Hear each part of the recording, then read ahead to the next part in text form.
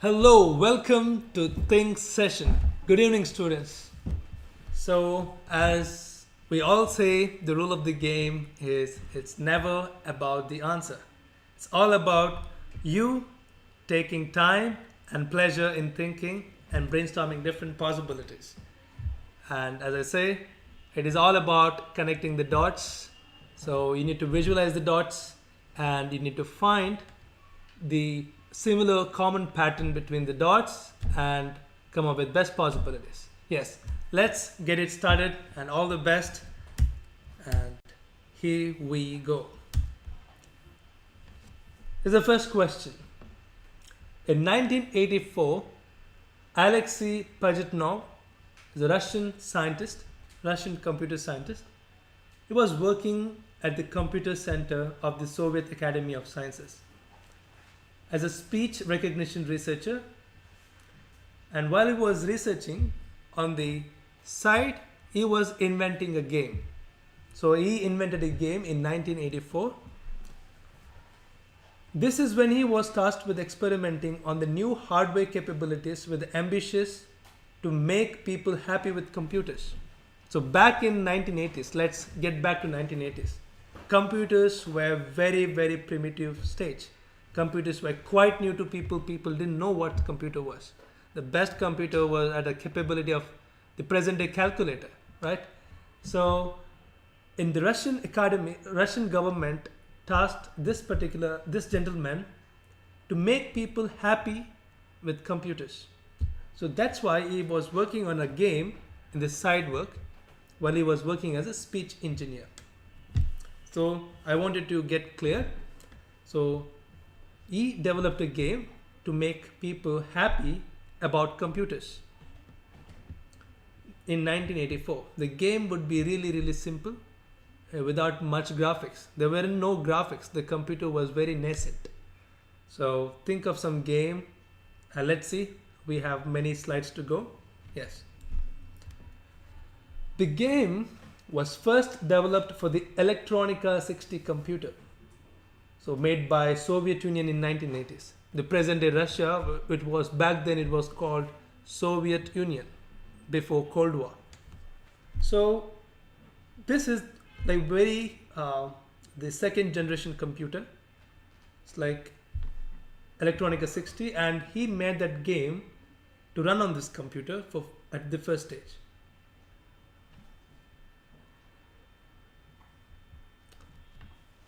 X established itself one of the greatest early video games, and it was such a hit. People loved it so much that it became an instant global hit. And people who had computers back then, most of them started playing this game because it was one of the earliest game, and people started exploring how to have fun with computers. And look at the success metric. It has sold 202 million copies, approximately 70 million physical units, the physical discs. Back then we used to have the floppy disks for games. We have download option because of the internet. This is the time where it was pre-internet. Before the internet, before the invention of internet, there were computers, and people used to buy the discs, physical copies. So there were 70 million physical copies have been distributed just for this game, and 132 million paid mobile downloads. Even this game is even relevant today. This game is highly relevant today, and there have been, like if you see till 2011, there have been 132 million paid mobile downloads. I'm not talking about free downloads. 132 million people have paid to download this app, to download this game, making it one of the best selling video game franchise of all time. So it is in fact the best ever video game of all time. I'm not talking present day, like whole time, like from 1970s to till date. It is the best video game of all time. So it is the history we are talking about today now. So it is built on simple rules and requiring skill and intelligence. So this is the basic set of games. Okay, what you need is, you need a skill and you need intelligence to play this game. So brain imaging has shown, like scientists make brain imaging. So suppose scientists want to study your brain while playing the game, you are subjected to MRI. So that MRI would translate, you could see how your brain works when you're playing that game. So when scientists did that thing, when scientists made an MRI scan of the brain while people playing this particular game, what they say is, playing this game leads to thicker cortex. Your brain cortex gets thicker. The cortex is nothing but the region of the brain which is associated with intelligence. So the scientists are saying your brain gets thicker. I mean the cortex particularly, which involves with intelligence, and may also increase brain efficiency. So according to the new study published in 2009. So some of the neurologists who study brain, they said playing this game may thicken the cortex, the area of the brain which is associated with intelligence, and also it is good for brain efficiency, they say. Like suppose when you are tired of work or tired of studying, if you want to take a break, they are recommending, this is a little perfect break, but don't get too much addicted. But this is a good game to play during breaks because it helps your brain some way, like getting you away from boredom, as well as it is increasing the brain efficiency little by little and making the cortex thicker and thicker. So this is according to the scientific study. Yes, my question is, what game are we talking about? What game are we talking about? Yes, let's keep the answer rolling. So I know you have played this game somewhere in your childhood. Maybe you still do, maybe, if you're playing games. So what game are we talking about? Let's see. Yes.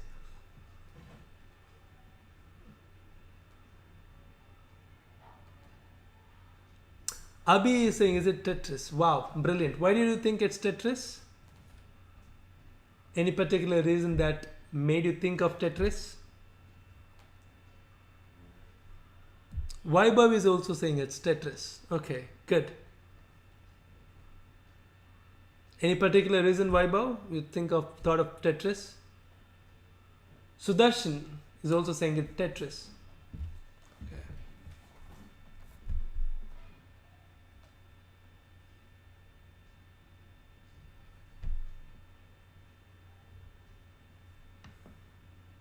Okay, your name is Abhay, sorry. Hi Abhay, henceforth I will remember. Abhay, okay. Saurish is also saying it's Tetris. Okay, Vaibhav is confident because it was the best selling game of all time. Okay, let's see.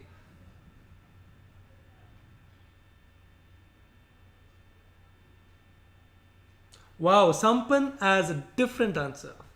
Sampan is saying, is it Sudoku? Good. Abhi is saying it was very popular. I was doubtful because it was popular on the Game Boy. Okay. Bhavani is also saying, sorry, not Bhavani. Ganavi is saying, is it Sudoku? Nice, good thinking. So we have now two answers. One is Sudoku, one is Tetris. So any more other possibilities, guys? Any more other possibilities you guys think? Other than Tetris and Sudoku?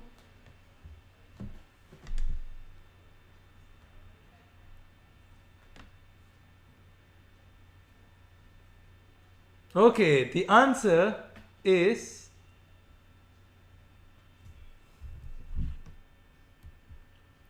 five, four, three, two, one. Let's see what it is. Yes, it is Tetris. Tetris is the right answer. But yes, I even loved Sudoku. Yes, Tetris started in 1980s and it got very popular, and it was invented to make people feel that computers are fun. So then it was an instant hit globally, and it has been selling since then as in the form of physical copies, discs, pen drive, and even now mobile apps. Even people play it now. So, and this is termed as the best game of all time in human history. I mean, digital game, yes. Here's my trivia. Let's see what we have in trivia. We have a question. It will be followed by 4 options, and you need to tell me which is the right one. Let's see. Okay, it is regarding computer. It may be simple. Suppose you are running a business. Imagine you are running a business. To keep track of your monthly expenses or other details regarding to money, you use which of the following productivity tool? So suppose you are running a business or you are running a company. Which of the following tool would you use to keep track of money? Is it spreadsheet? Is it graphics? Is it database? Is it word processor? Which of the following productivity tool would you use to keep track of money or expenses? Is it spreadsheet? Is it graphics? Is it database? Is it word processor? Sujan is saying, is it spreadsheet? Bhavani is saying, is it, sorry, Ganavi is saying, is it spreadsheet or database? Abhi is saying, is it database? Saurish is saying it's spreadsheet.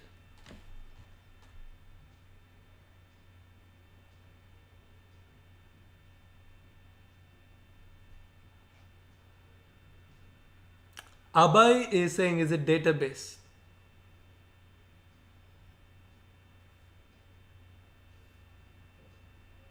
Oh, Abhi has a good answer. He's saying database at the back end and a spreadsheet at the front end. I think you are a geek. You are a computer geek. Good thinking. So it is really good to have knowledge of back end and front end at this age. Brilliant. But yeah, I'm talking about a tool. I'm not talking about the back end tech. Database. Yes. Let's see. What are we talking about specifically?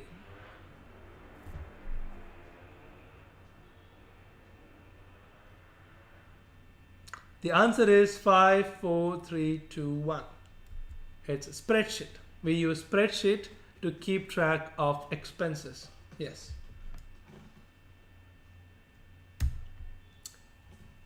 Okay, there's another trivia. There's a bonus trivia on computers. And we had lots of computers. We had first generation computer, we had second generation computer, we had third generation, fourth generation, fifth generation computers. So we'll go back to history and look at the first generation of computers. So the first generation of computers used which of the following to control operations? So the first generation of computers, the first computers used which of the following to operate, to control its operation? Is it integrated circuits? Is it transistors? Is it vacuum tubes? Or is it microchips? We are talking about electronics. Let's see. Vaibhav is saying, is it vacuum tubes? Aldrin Sean Pereira is saying vacuum tubes. Why do you think it's particularly vacuum tubes? How can you think a computer running on vacuum tubes? Nice. This is saying it's vacuum tubes. Even Susan is joined them saying vacuum tubes.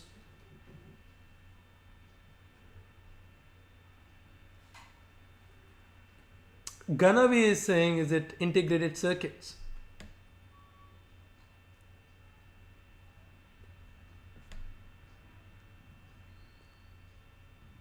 Abhi is saying, is it transistors? Good. We have three answers: vacuum tubes, integrated circuits, and transistors.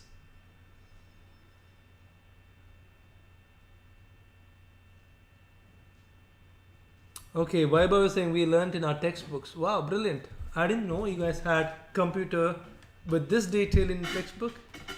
Okay, vacuum tubes.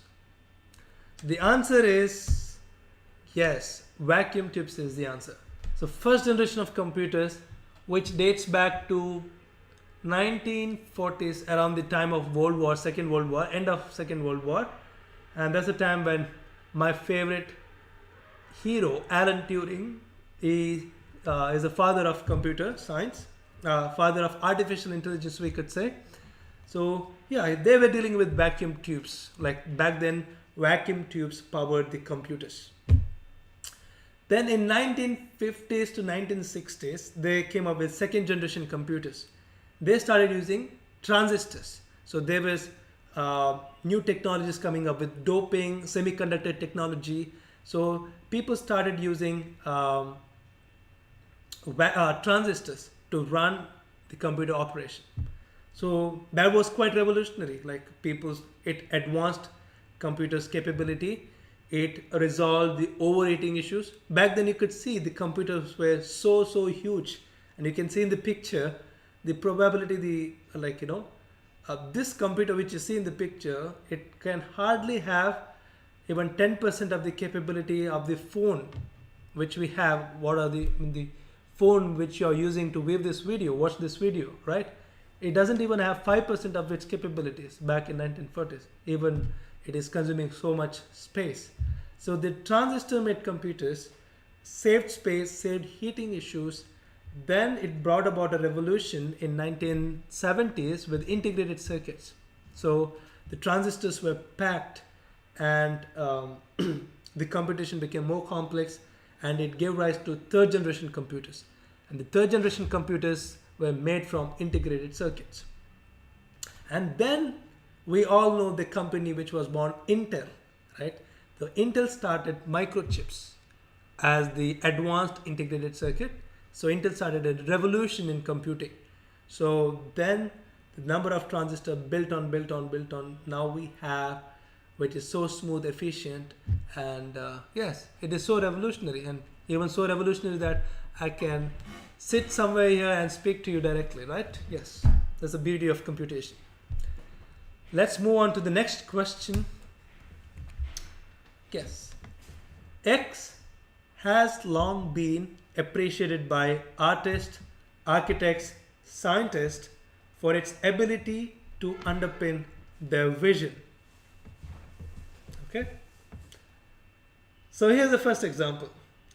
Czar Cesariano, he used manually made X to render Vitruvius' ideally proportioned man. He drew a sketch of a man. It's called Vitruvius. It was very popular back in 1500s, 500 years back. and in the translation of D architecture, and you can see in the image there's the architecture uh, uh, sketch. So in order, if he wanted to draw the sketch, and he used manually made X. So that is the first incident we have documented the use of X. So this is where history starts from with regards to use of X. I want you to look at deeply, carefully.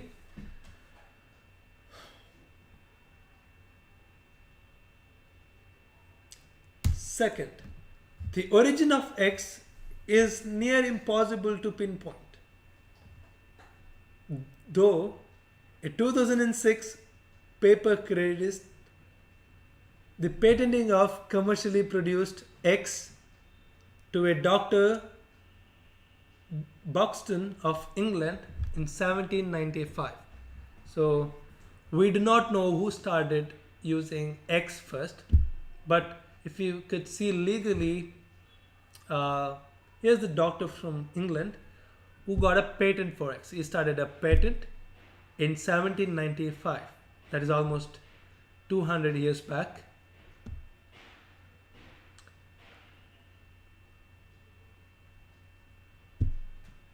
Okay, so one prominent early adopter of X was Thomas Jefferson, who was a very brilliant, famous architect, and he drew up plans for Virginia Capitol, which you see in the right side. You see the building. So when he was designing the design for this Virginia Capitol building, he used X, which was specially designed for this, and was originally intended for silk weavers. Okay, it never intended to draw some pictures or architectural drawing, but it was originally intended to silk weavers, which he had specially ordered from Paris. Then he observed this X. Then he asked himself, why not I use this to draw my architecture, like architectural sketch. So this is the product of using X. Like this is how it looks, Virginia Capitol. And we see the present day in 1980s, again back to computers. So you know the era of Steve Jobs. So the design, Susan Carey, she created the first computer icons.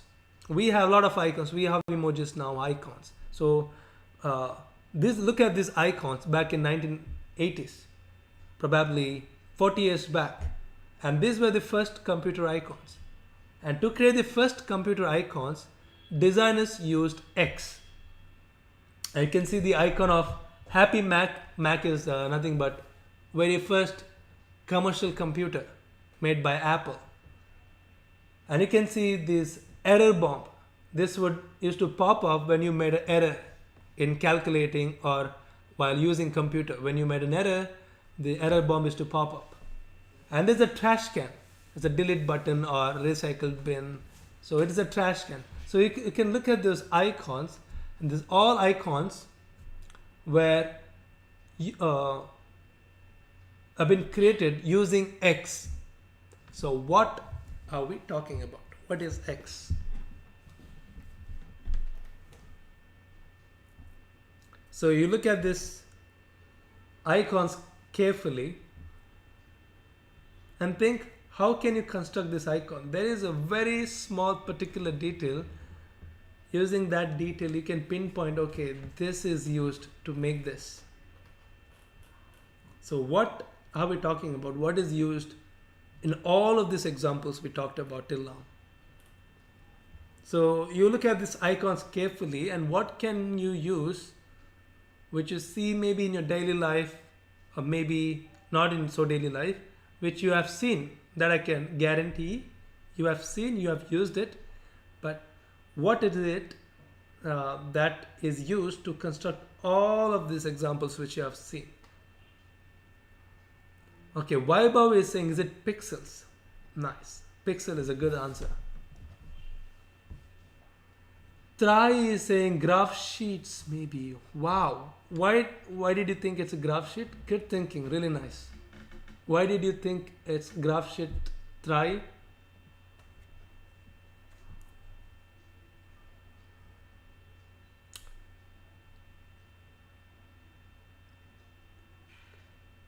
Gavani is saying, is it graphics? Okay, what graphics? Computer graphics? So we are talking about from 1500s. So think about, did we really have graphics back then? Did really people understand what are graphics? But yeah, good thinking.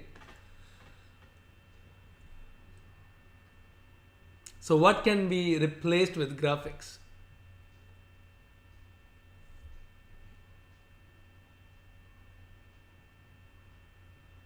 Abhi is saying, is it curves using pixels? Wow, nice. Okay, this is a hard question, but it's also simple. It is designed for engineering students.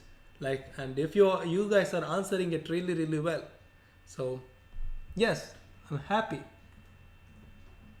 Try is saying, is it graph sheets because of the examples? Wow, you connected right dots and you came up with the right pattern. Yes, good thinking. Is there any other answers? We have 3 answers here. People are saying pixels, people are saying, some are saying graph sheets, some are saying graphics. Try as more example, elaboration. Graph sheets are used to make blueprints and in diagrams. Wow, you have observed this question very, very carefully. Good.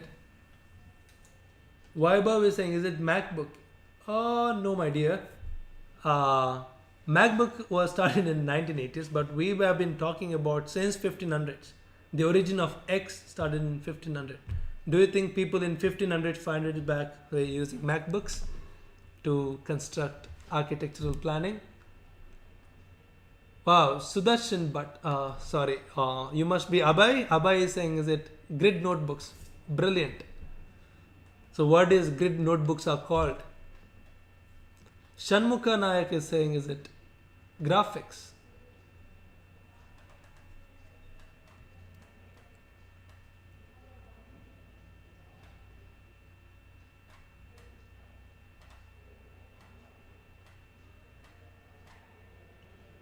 The answer is 5, 4, 3, 2, 1. And some of you are right. It's graph paper. Yes. So graph paper is used during, it started in 5 years back. People started using, specifically artists started using graph papers to construct paintings, then followed by architects to construct chapel designs, then governmental buildings. And you could see in this picture, this Virginia Capitol. The building you see in the third slide was started like this. The Thomas Jefferson drew Virginia Capitol graph in the sketch, in the graph paper. So this is how people, architects, artists started using graph paper. And you could see in the icons back in the question, you could see the MacBook, right? You can see the icons back to the question. The icons, you could see the pixel wise, right? The pixel wise graphics in the MacBook icons. So this is nothing but filled out grid. The grids had been filled, right? So grids which were in graph books were filled to come up with this design. Yes. So here is the trivia. The trivia is, okay, there is the picture of graph, very special graph, and it belongs to which of the following type of graphs? Is it polar coordinate graph paper, or is it log graph paper, or is it engineering graph paper, or is it ternary graph paper? So the pictured graph paper, the type of graph, belongs to which of the following type? Is it polar coordinate graph paper? Is it log graph paper? Is it engineering graph paper? Or is it ternary graph paper? Yes, keep the answers rolling. Abhi is saying, is it polar coordinate graph paper? Why do you think it's polar coordinate graph paper? Try is saying, is it engineering graph paper? And why do you think it could be engineering graph paper? What made you specifically pinpoint at engineering graph paper?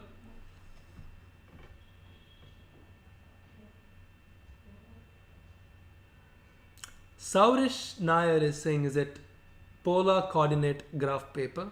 Again, Saurish, my question is the same. What made you think of, is it a polar coordinate graph paper, or is it just a rough guess? Abhay is saying, is it engineering graph paper? Yes. Why do you think it's engineering graph paper? Why did you think it's an engineering graph paper? Gavani is saying, is it? I think it is first.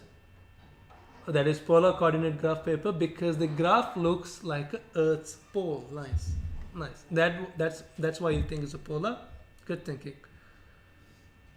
So Abhi is saying, I have learned from polar geometry before. Good.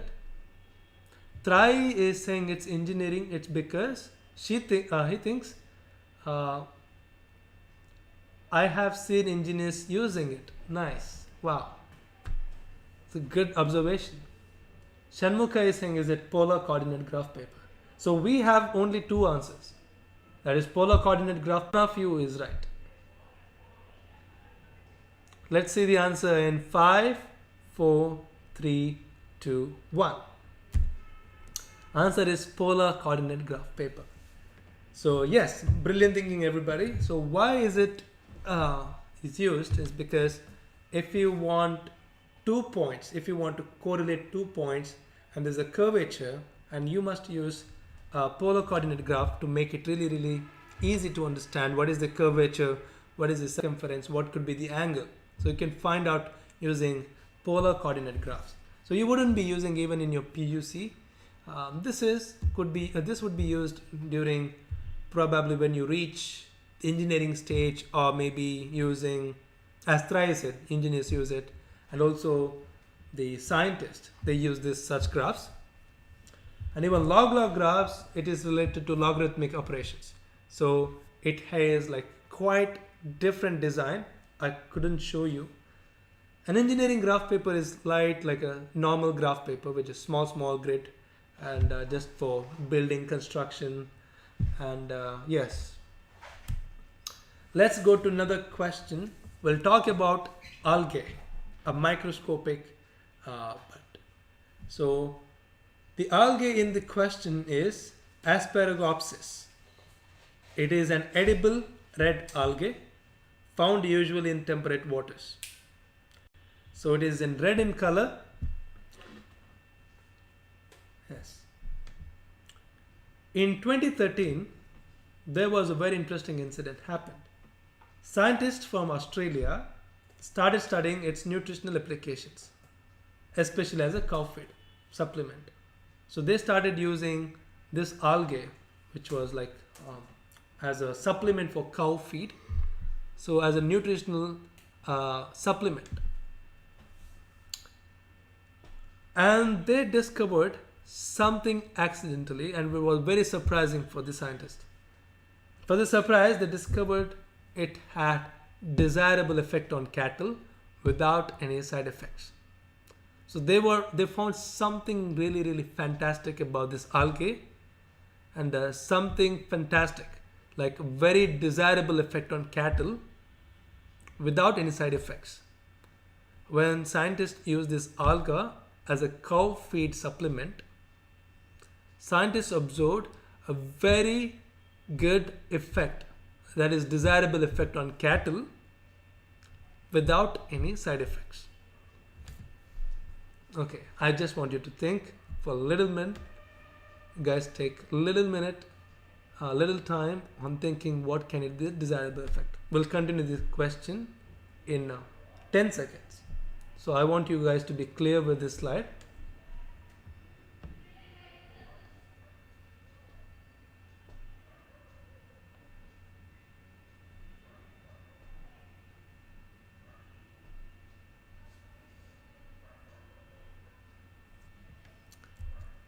Okay, coming back. So what did scientists do later? So scientists then formulated seaweed based cattle feed. They started a company. They started a big lab to manufacture this red algae as a packet form. It's called Future Feed. They started a company called Future Feed, and it also won the Food Planet Prize, and hosted by Australian government, and they won $1 million, that is 7 crores, from the government of Australia for them to help start the company and change the world. And in the right side you can see this is how asparagopsis looks, and they dried it and they used it as a cow feed supplement, and after using it there was a desirable effect on cattle without any side effects. Okay, what happened later? Okay, just 4 months back, a Swedish startup with a Swedish company called Volta Green Tech was inspired by this research, and they raised more than $500,000, that is 3 crores, to start a company to start culturing asparagopsis in the industrial scale, in the like constructing a huge farm and cultivate this algae in large scale and dry it, package it, and they started a company very recently, and I think it would take them 2 years to get the product into the market. So let's see what happens. It's really, really interesting. And you could see this scientist researching about this algae, this nutritional property. Okay, next, and if you look chemically, what's the reason behind the desirable effect on cattle? So it has been observed in cattle. The reason is because of the presence of bromoform. There's a chemical which is found in this red algae, which makes sure there is a desirable effect on cattle. So this chemical, bromoform, CHBr3, that is 1 carbon atom, 1 hydrogen atom, 3 bromine atom. This compound makes sure, this is responsible for the desirable effect. So my question is, what do you think is the desirable effect we are talking about? So try is, I have a quick answer saying it increases milk production. Good thinking. Abhi is also saying the same answer, increases in milk production by the cattle. Wow, nice. And Try and Abhi, do you, why specifically do you think this could be the answer? Is there any reason you thought of this could be the answer?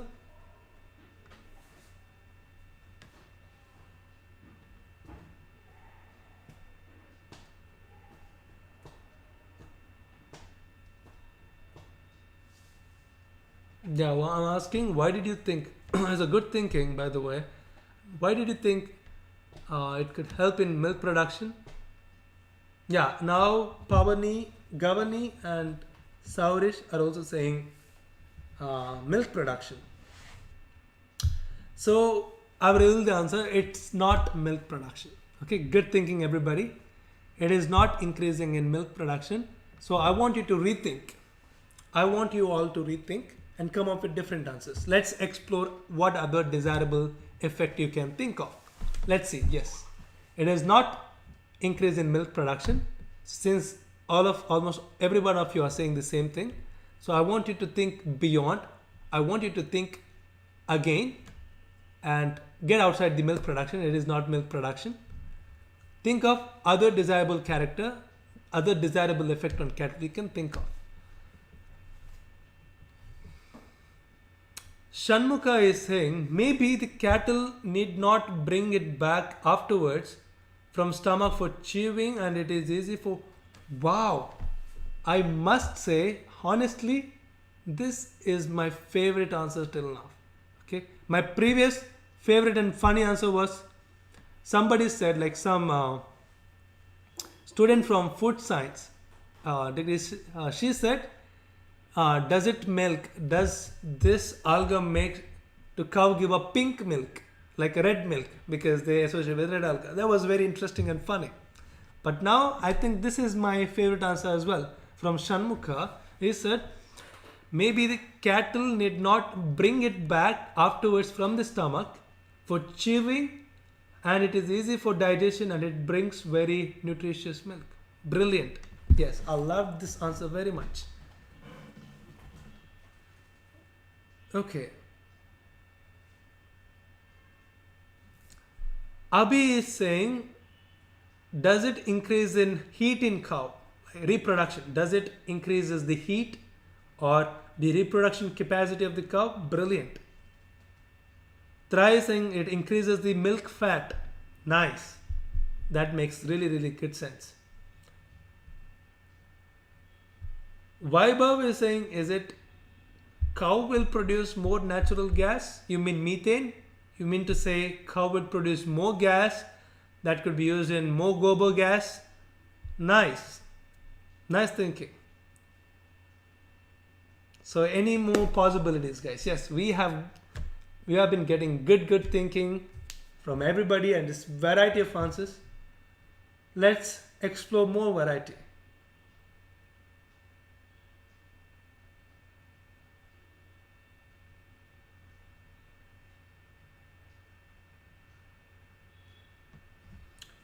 Gavani is saying helps in digestion of food in cow. Good.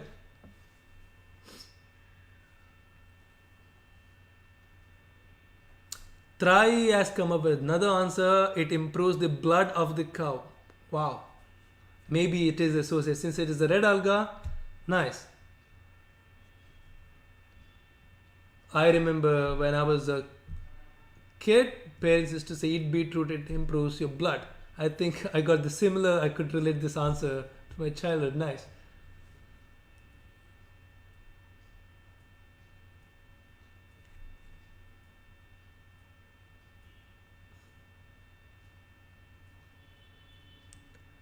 Yes. Somebody mentioned something here, but it is not the answer. The logic was quite the opposite. Okay. Let's see. I will reveal the answer in, let's wait for 1 more minute.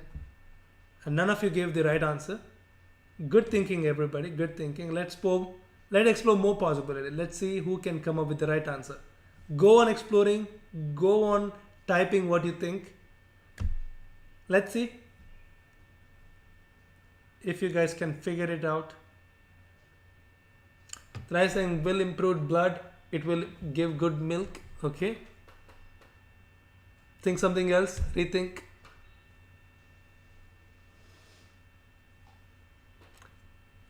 Abhay is saying maybe it produces more biogas, which we could use. Okay, good thinking. I wanted to think opposite. I wanted to rethink, not opposite. I wanted to rethink. Is it really the case? Is it really the case? Yes, I wanted to rethink on your answer, but good thinking. It increases the lifespan of cow by Abhi. Good. Rethink. Think something else. Good.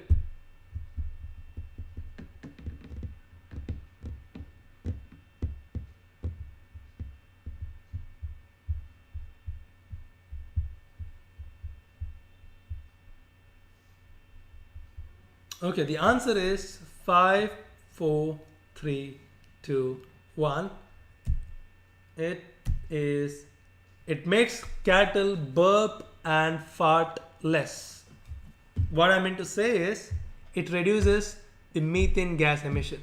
What Vaibhav has said the opposite. It makes cow emit more gas. So emitting more gas is quite harmful for the environment. I'll tell you why. So dairy industry, raising cattle, cows, is one of the biggest industry, biggest business in the world. And it is also having a good impact on climate change, global warming. Why? Because it emits methane. And every breath of cow, every fart of cow, and the ejection of the cow is known to emit a lot of methane. So methane absorbs 4 times the more heat or energy than carbon dioxide. Like 1 methane molecule is equivalent of 4 carbon dioxide when comparison to the global warming. So dairy industry is the third biggest, one of the third biggest contributor to global warming, we could say. So if you can bring down the methane emission to 80%, so this cow feed can bring down the methane emission to 80%. That's the biggest breakthrough, we could say, and this is the biggest desirable effect for the environment and for people. And if you can bring down the methane emission to 18%, it is amazing. So yes, and if this feed is a reality, if we start feeding, we do not know, this has not come to the market yet. If it is coming to the market, then it is making a good impact on the global warming or climate change crisis. And yes, and I loved everybody's answer. Especially from, I don't know who answered it. I love that it wouldn't make cow to bring back the food from the stomach to again chewing. Good thinking. Yes. We'll move on to a trivia.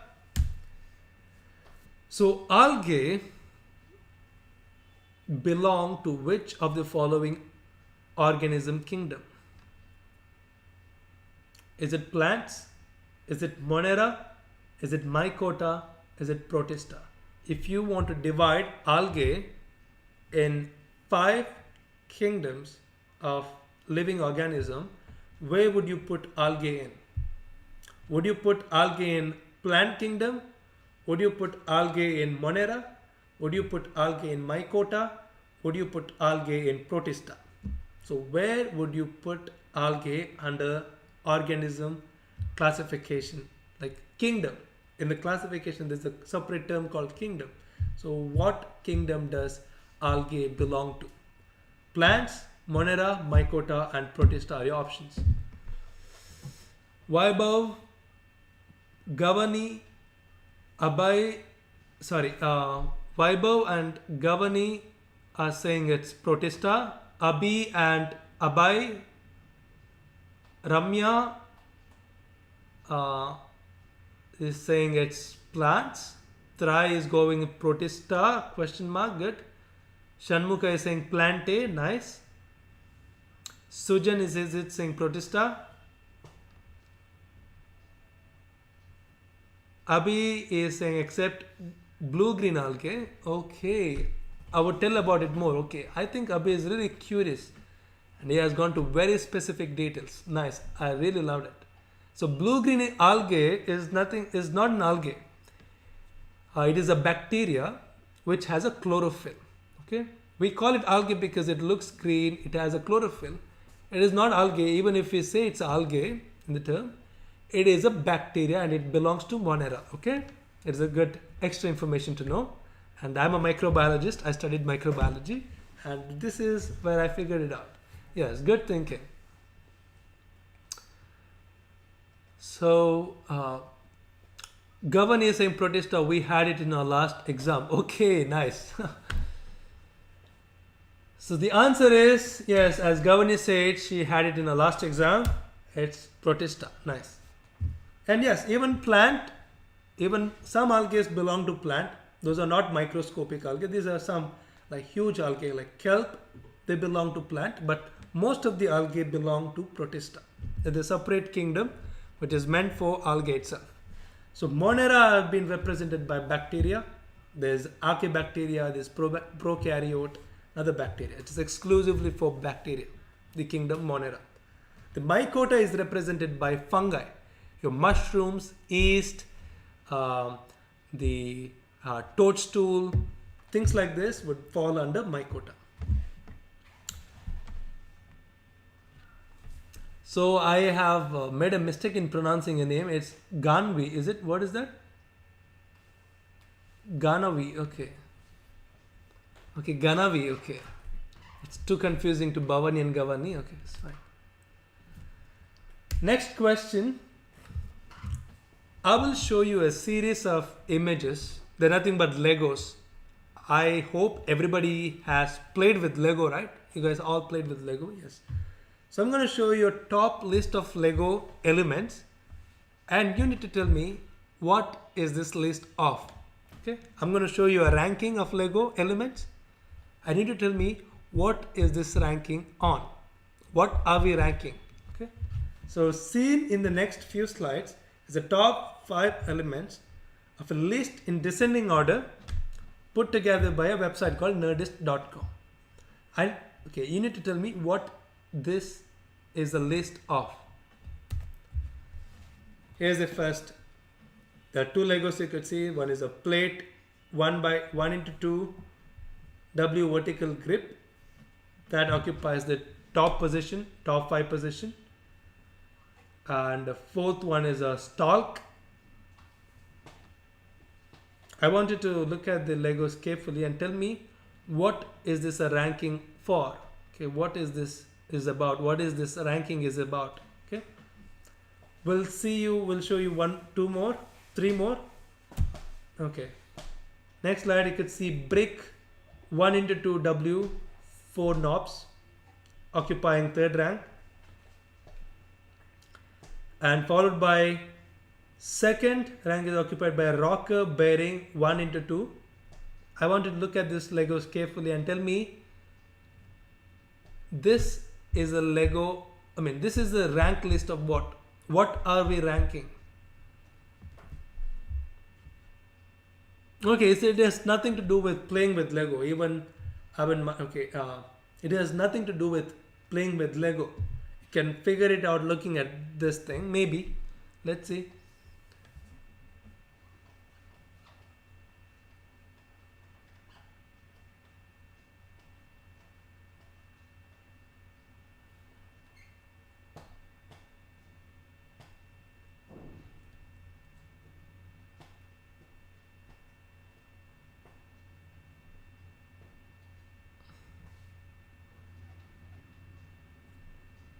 It has nothing to do with Lego, as I said again. I'll tell you something else, okay? And this is the first rank. It's a brick 1x1 W 4 knobs. Okay, what is this a list of? Okay, what is this a rank of? What are we ranking? So suppose if we, Vaibhav has come up with the answer. Quick right away. Is it most used pieces? Brilliant. Wow, Abhi has a different answer. Abhi has a different take, is saying, is it least used Lego? Nice. It looks like least used, right? Yes. Good thinking. Least used pieces of Lego. Good. Very good thinking, in fact.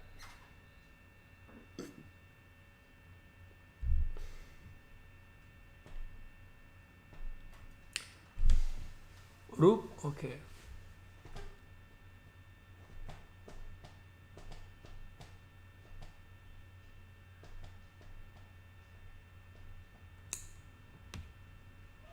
Ganvi is saying, is it least used pieces? It's following Abhai's answer. Okay, now I want you to think about Lego. So where do you build your Lego stuff? Like even if you don't play Lego, it doesn't matter. You can always think, right? So think about where do you set up your Lego? Or where do you find Legos in your house? I want you to visualize where do you find Legos usually? And and this list is somewhat the consequence of the fact that it is lying around at house. As I repeat again, this ranking is the consequence, we could say, of where we find Legos usually in our house. Ramya is saying pieces which we use in all. Okay, nice. Abhi is saying most lost pieces. I like it. Ganavi is saying, is its price looks less. Okay, it is the cheapest Lego. Good. Trai is saying pieces found in every set. Nice. Lego tables.